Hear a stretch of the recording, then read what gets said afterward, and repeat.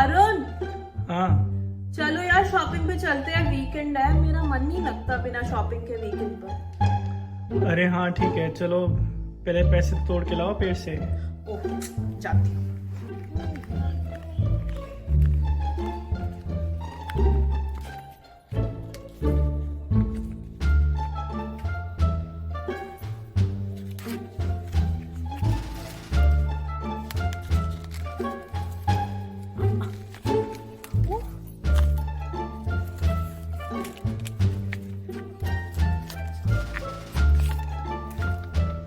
चलो हो गए पैसे, शॉपिंग करते हैं।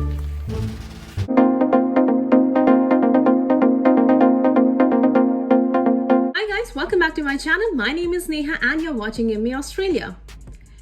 Today's video is quite interesting. A couple of days ago, I asked you on my Instagram to share your assumptions about life in Australia. So in today's video, I'm going to tell you whether your assumption was correct or whether it was not. So this video is directly coming from you and is of course for you. So without further ado, let's get started with today's video. So I got a lot of similar responses and hence I've grouped them together so that it doesn't become repetitive. I have a screenshot of all the responses and yeah, let's start with the first one. So the first one is that, and this was the most common assumption, that there are snakes, spiders, reptiles, creepy creatures all over in Australia. What do you think? This assumption is true or not? I can share my experience. This assumption is definitely not true. Yes, you will find snakes and reptiles in countryside or in regional remote areas, but that is true for any country. I live near Melbourne CBD and I haven't seen a snake or a reptile or a lizard for that matter in the past 3 years. So that's definitely not true for everyone. It must be true for people who live in the countryside, but that also happens back in my home country when I visit countryside. So that assumption is definitely not true in my case. Okay, the next one is intense. So racism and fear of homelessness without work. Now, racism is a very subjective topic and that is one of the reasons why I have never talked about it openly on my own channel. Because to be honest, me and my husband, both of us, have not faced any racism here in Australia for the time that we have spent here. But having said that, I also want to acknowledge that some people have faced it and that is a reality, but that is possible in any other country. So I wouldn't say that this assumption is completely true. For us, it's definitely not true. Coming to the second part, homelessness without work.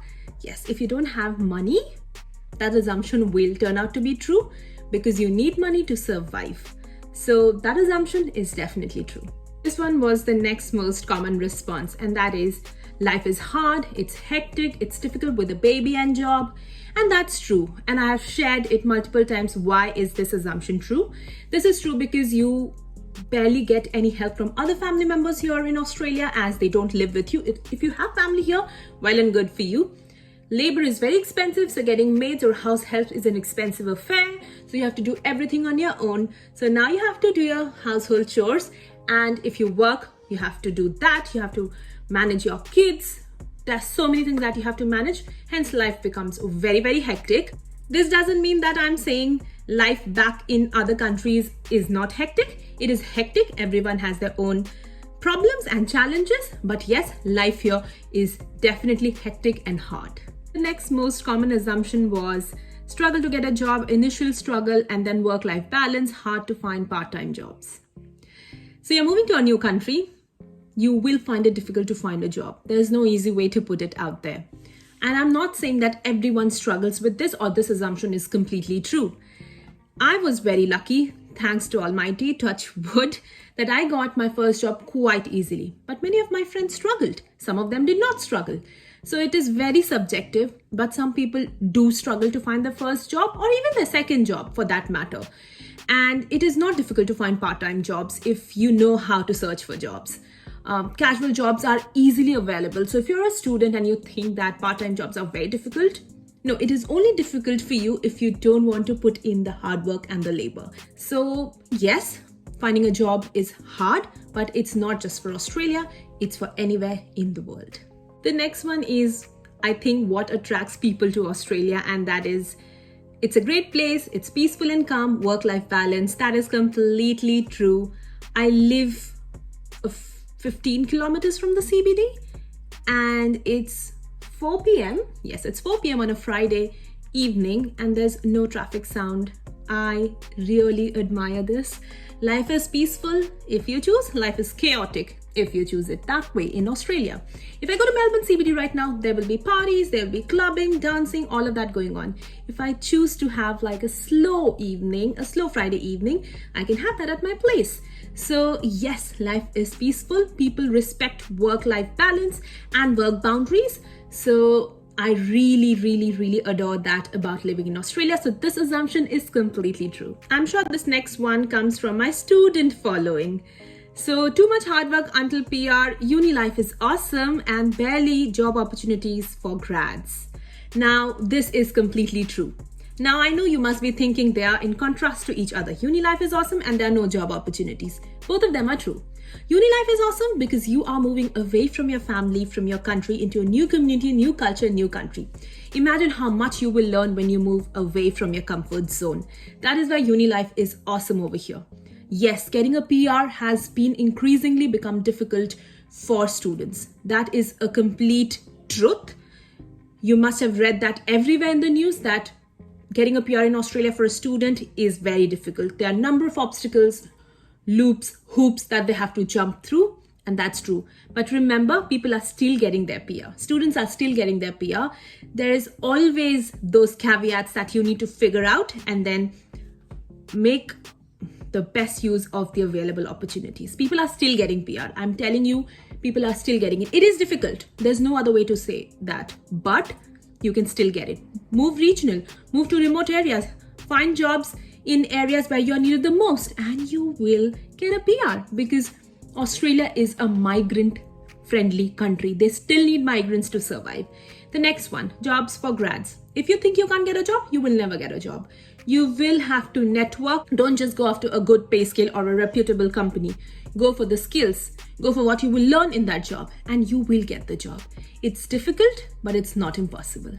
The next assumption is that it is difficult to survive if you don't know English. Now, Australia is a country which is full of migrants, and each of them speak their own unique language. But in order to maintain consistency, you will find most of the things written in English, from grocery stores to hospitals to post offices to train stations.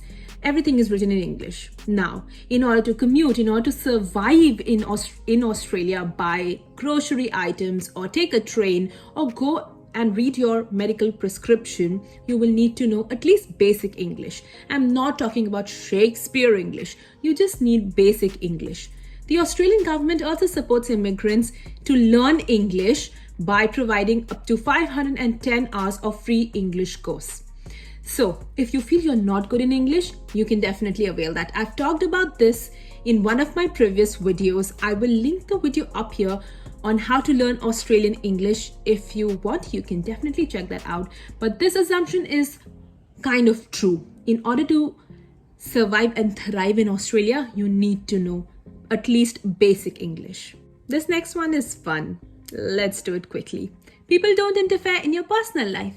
So true. There are no uncles and aunties asking you, when are you having a baby? And when are you buying your house? And what have you gifted her for her birthday or for your anniversary? Or what happened to... You get the deal, right? No, people don't interfere in your personal life. They know their boundaries and they respect it. And they ask you to respect the boundaries for them as well. So yes, people do not interfere in your personal life, and this is a correct assumption. Honestly, I think if you need answers to some of the assumptions that you may have about life in Australia, you should follow me on Instagram, where I share unscripted, unedited life in Australia for an immigrant, behind the scene, everything from stories to struggles to tips and tricks. So consider following me on Instagram and know the answer all by yourself. The next one is kind of true and kind of false. The assumption is you have less social life as compared to India. That's not true.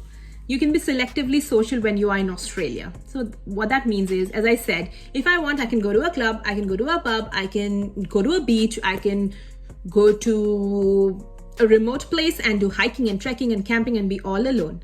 So it's not true. You will have to take that extra effort to make friends here because you are new and you will have to mix and gel up in the culture. So no, you will have good connections if you want, and you do not have less social life as compared to India. It will be less in the sense that you would know less number of people initially, but then of course your network will expand and you will know many more people. The next one is, not all homes are furnished in Australia. That's completely true. I have lived in 3 houses in the past 2.5 years of living in Australia, and all 3 of them were not furnished. We were actually looking for houses that were not furnished. You can even find houses that are furnished. But not all houses by default are furnished. So you should be very careful when you're going for a rental inspection. I made a video on that, what you should be looking for when you're inspecting a rental property, what questions you should ask yourself or the real estate agent. I also have an ebook that covers everything you need to know about rental inspections. I will add the link up here. Make sure you go and check that out. The next one is, it is clean, easy to get maids and good money. Yes, Australia is clean as compared to my home country. So yeah, that's true. Easy to get maids, completely false. Labor is very expensive over here, so that's not true. And good money.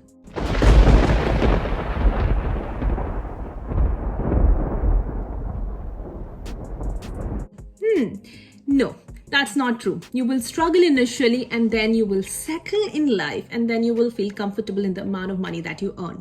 So no, suddenly you don't start earning crores of or millions and billions of money. That's a false assumption. You will still have to start from the scratch. You will still have bills to pay and rent to pay and money to send back home. So that's not true. And the last one is that Australia is crowded. That's false. If you go to Melbourne CBD at 9 p.m. on a Friday night, it will be crowded, but no, it's not crowded. Most of Australia's population lives on the East Coast. So Melbourne, Sydney, Gold Coast, Brisbane, all of that. So that part of the country is crowded. But if you go to Northern Territory, if you go to Tasmania, if you go to Western Australia and remote parts of Western Australia, it's not crowded at all.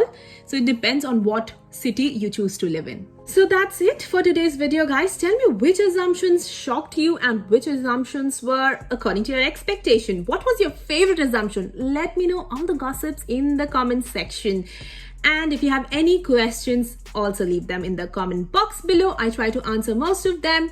Or you can DM me on Instagram, where I try to respond to all your messages. If you liked this video, give it a big fat thumbs up, share it with your friends who have many assumptions about life in Australia. Convince them to move to Australia. It's a wonderful place to live. Subscribe to my channel, hit that bell notification icon. Please stay safe and I will see you in my next video. Bye.